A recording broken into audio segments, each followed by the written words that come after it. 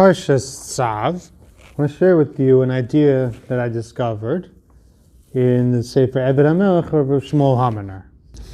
In Perek Vav, Pasuk Yud Ches, the Pasuk is teaching us about the halachas of bringing a karban Chatas. We know that when a person does an Aveira, which b'mezid, if he did it intentionally, he'd be chayiv kares.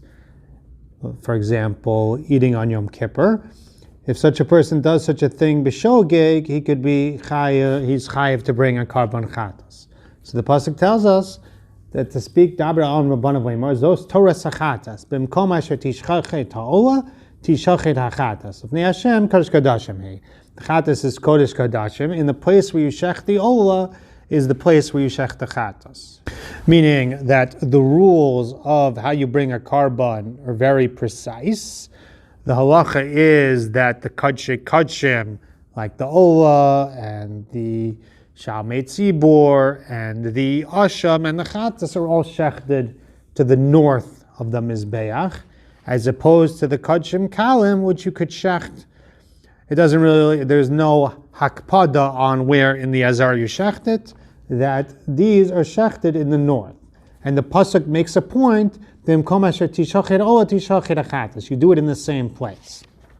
So the Gemara picks up on this, that the Torah is teaching a certain sensitivity, that the karban Olah, which a person decides, I want to donate a karban and burning tamim the mezbeach because of his desire to connect and sacrifice things before HaKadosh Baruch Hu, versus the Chatas, where the person did a tremendous Aveira, and therefore they have to bring a karban Chatas. So the Rishalmi in Yavamis Perek Gimel Halacha Ches says, what's the pshat?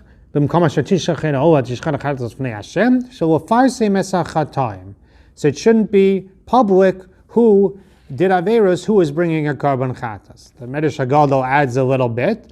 To bring them close to tshuva. We don't want that people are going to walk past the Azara and see, oh, look at that person, look at the terrible Aveira he must have been doing that he brought a karban Chatas. We want him to be indistinguishable to the outside observer, that we don't know if he's there to bring a karban Chatas or a karban Olah. Interesting, we find the same halacha by the karban Asham. Asham also is brought on doing an Aveira. I'm not sure if I use the exact same language in the Pasuk. I don't see the Gemara saying the same thing, but it could be that the same thing applies, that it's the same concept, that shelo farsei mesachotem. So there's a Gemara in Sota that talks about this on Daf Lamed Beis Amud Beis. The Gemara says, "I'm Rabbi Yochanan in the name of Rabbi Shimon ben Yochai." Why were they misakein that tefillah should be said quietly? That Shemona Esrei should be said quietly and not out loud. Shelo vayish es ovei averos. You shouldn't embarrass those who did averos and need to do vidoy. That they shouldn't have to do them out loud. As we see the Torah, and we learn it from the fact that the Torah doesn't differentiate between the Chatas and the Olah. It says that it should be brought in the shechted in the same place. So the Gemara asks, but there are differences between a Chatas and an Olah. The Dam Chatas is a Mala. The Chatas, the Kohen, takes with his finger and he puts 4 applications of blood on the 4 top corners of the Mizbeach. Versus the Dam of the Olah is sprinkled on the northeast and southwest corners and on the lower corners of the Mizbeach, and it's sprinkled, it's not done with the finger, and it's on the lower part. It's below the Churasakra, as opposed to the Chatas is above the Churasakra. So the Gemara explains, okay, but that's what the Kohen knows. The Kohen knows what you're doing. And anyways, I'm thinking that the Kohen has to know. He has to shecht it with the right kavanas. He has to do the avoda with the right kavana. When there's a line of people waiting with their karba, with their animals, it's not clear that this person is a chote. The Gemara asks, but it's clear from the animal. The karban Olah is a zachar. The chatas yachid is a nekeva. So the Gemara says, but it's covered up by the tail, so you can't tell. The Gemara says, that's true if you bring a sheep. What if you bring a goat? So the Gemara says, okay, that's his choice. If a person chooses to bring a chatas as a goat and somebody is looking carefully enough and they could tell that this is a female instead of a male, he's bringing a chatas, okay, but that's on him that he chose to bring this animal. So the Gemara says, what about the Sayir Chatas of the Oved Koch, of the Oved Avodah Zarah? If a person does Avodah Zarah, he has to bring a goat. So the Gemara says that's on purpose. He should be embarrassed in order to be a kapar for him. Meaning Avodah Zarah is beyond the pale, it's in its own league. Person did Avodah Zarah, the Torah is mandating that he bring a Sayir Chatas, and yes, he should be embarrassed, it should help him with his kapara. versus a regular person, even if he did this tremendous Aveira, which is a Chiyav Kares, from the worst of the Aveiros, and he did it B'shogeg, such a person, we don't want to embarrass him, we don't want to distance him from coming and bringing a carbon and doing tshuva, and therefore the Torah puts his avoda, his shechita, in the same place as those who bring an Olah.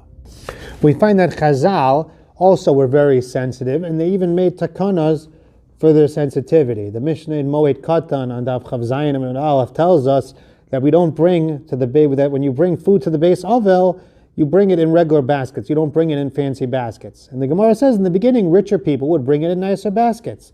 And Chazal realized that the Aniyim were embarrassed, so they said everyone should bring it in a normal basket because of the cover of the Aniyim. And the Gemara goes on for much of Chav Zayin Amud Beis, just with different takanas they made, says not to embarrass Aniyim. It says people would die with certain stomach ailments and they gave off a very foul odor, so people would put besamim inside the casket. And people realized that, so now people are embarrassed when they have this stomach issues, this choleme'ayim, that they know that's going to be their fate, is they're going to be buried that way and everyone's going to know.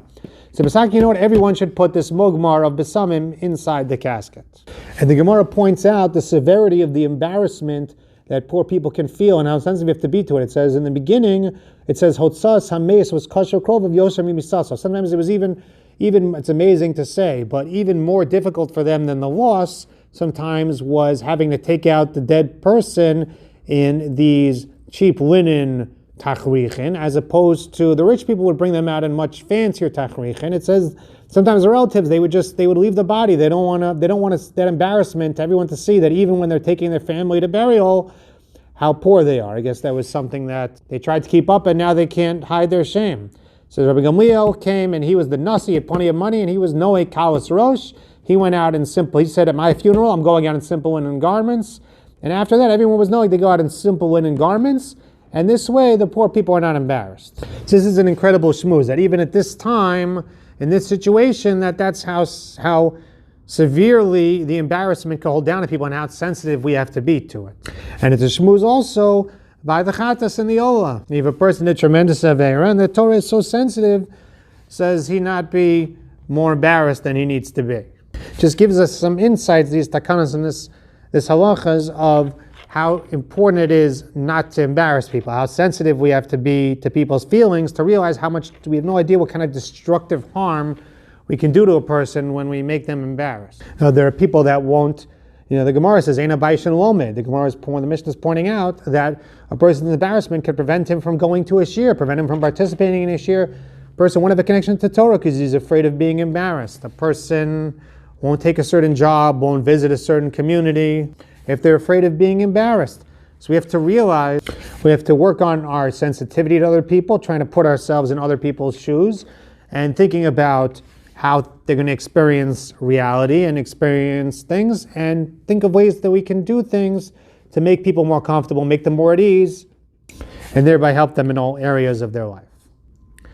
Wishing you a wonderful Shabbos.